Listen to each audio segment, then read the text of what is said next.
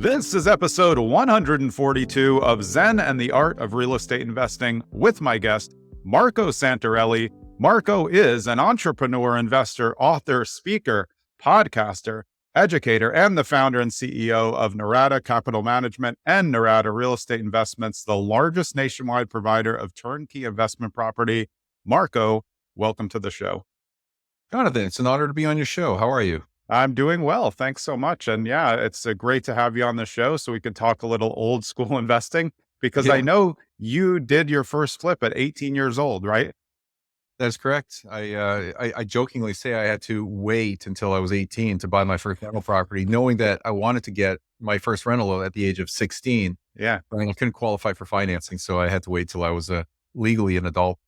Yeah. So, well, where did that come from? What was it about real estate that so interested you at a younger age, younger than some of our listeners? Me, I was walking houses at 5 years old because my dad was making me do it.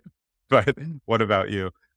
Yeah, it's a good question and kind of an interesting short story. I don't know how old I was. I probably was between the ages of 9 and 13. And I was looking around with my parents, typically my mother, Yeah. looking around at how people dress and what they had and whatnot. My mother made a comment to me one day at an Italian wedding or something like that. She said, "You see that guy over there? His name is Albert Piatelli. He goes, he owns a whole bunch of duplexes on Center Street." And the guy, you never would have guessed it. Like he was just dressed below average, Yeah. was non-assuming, just a bit of a joker. And I thought, interesting. You really can't judge a book by its cover, but I realized that the guy owned a bunch of property. I think they were free and clear or close to. He made a great monthly income, and you never would have guessed it. But I thought, damn, that provides like some pretty good financial independence and ultimately some time freedom. And I didn't know it at the time that I wanted time freedom. That's ultimately what I wanted, is just Yeah. to be free to do what I want when I wanted. But I thought I wanted to be rich. And today, my definition of rich and wealthy are two different things. But I looked at it and I thought, man, this is really the direction I want to go. I don't want to be working. I don't want to be working, period, but let alone working for someone else. So I just took it upon myself as a teenager to study entrepreneurship, business, and real estate. Would you agree that I think like having your finances in order for someone who wants to get into it is so important because you can stack the knowledge and then start to meet people. But if you don't even understand your own finances and then you think you're going to go get a deal, it's not going to happen.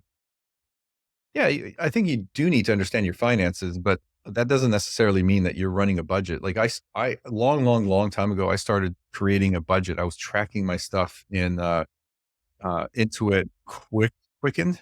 Yeah. Uh, Yeah. Yeah. I was budgeting everything, and I got thinking, man, this is painful. It's frustrating and painful. And why do I have to track everything down to the dollar or even to the penny? It's why not focus on making more money and less focus Yeah. on saving, $5 here and $10 there. I mean, when you're spending $7 at Starbucks, you know, it, You you know, bet. Your point is great, though. I mean, like I was thinking while you were talking that, like the point to me is I want to make enough money so I don't have to worry about my budget. Doesn't mean I'm going to like go out and buy boats. It just means that I want to make sure that the amount that I'm making is far increasing what I'm going to, far over what I'm interested in spending anyway. Because I agree with that. I keep everything in my life on a spreadsheet except my finances.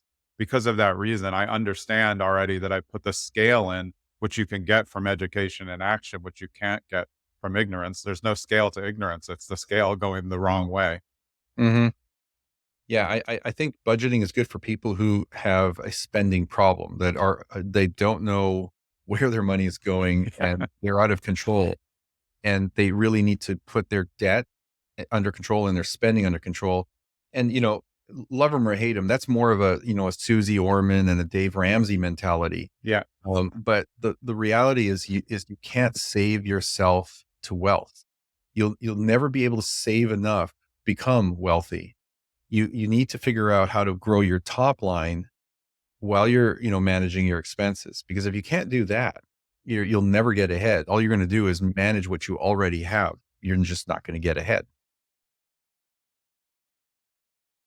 As a turnkey provider, you're giving them all that information. I mean, you get so much information on the property, you really feel like I can go in on this and you're going to be okay. You know the costs, you know the Yeah. management, and it's all kind of vertically integrated. So you're in kind of one spot.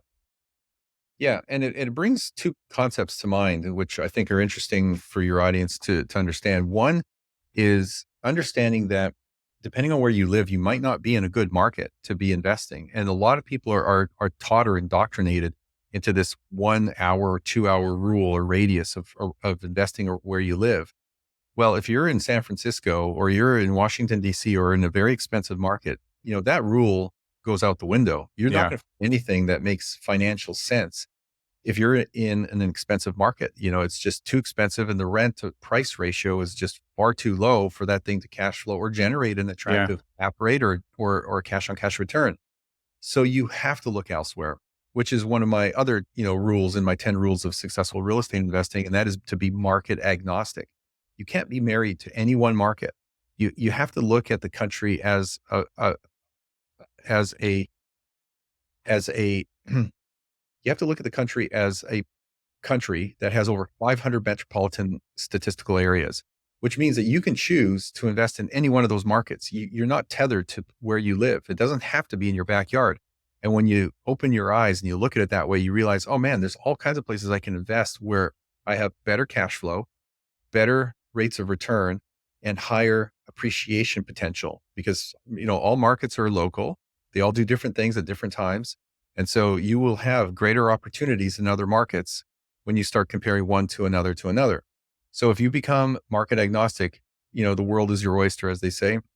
You realize that you can invest anywhere you want, put your money to work wherever it's going to serve you best, wherever it's going to generate the greatest returns. And that's exactly what I did. I was in Orange County, California. I was investing 2,000 miles away, doing my due diligence from 2,000 miles away. I figured out how to do that, and anybody can do it. It's not rocket science. It's just I put systems around it, so Yeah. we have the vetted people to be able to do that. But once you know what you're doing, it becomes easy, and then you can be successful. One property after another. With your experience over the years, if you had a brand new investor come to you now, which of course we have several listeners who are going to be brand new, what's the first place that you would tell them to start in today? Like you and I both started a while ago, but now it's different. There's a lot more technology available to people. I always worry that people are spending too much time in technology and not enough time actually looking at houses and understanding. What would be like one piece of advice that you would give someone trying to get in right now? When you say get in, you mean just getting started in real Yeah, estate to investing? eventually they have so say they have money to invest, but they Yeah. don't know what to invest in, and assume they are, capable of taking the first step. Well, where they should start, if that's what you're asking me, is what we were talking about before, and that's the whole concept of ignorance being expensive.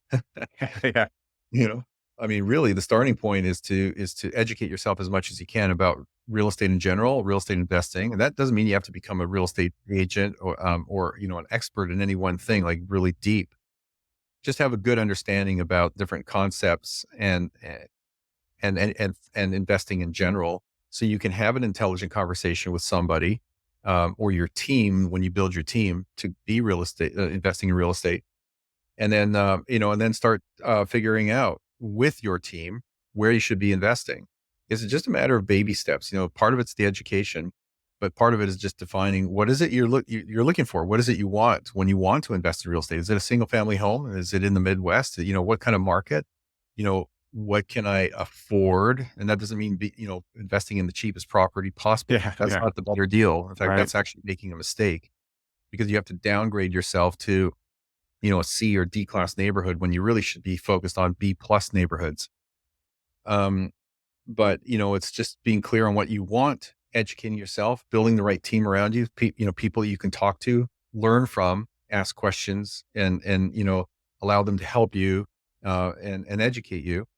And then once you've taken that step, you just ultimately do what I said before: top down approach. Decide on the market, look Yeah, for the right neighborhoods in that market, and then start looking for properties within that market with your team. If that's a real estate agent, great. Property management company, great. If it's a turnkey property provider like us, great, but you just have to keep moving in those baby steps forward and always keep moving forward, not back. And you'll ultimately find what you're looking for, then pull the trigger, put it under contract, do your inspections, get your financing going, or continue with your financing, all that stuff.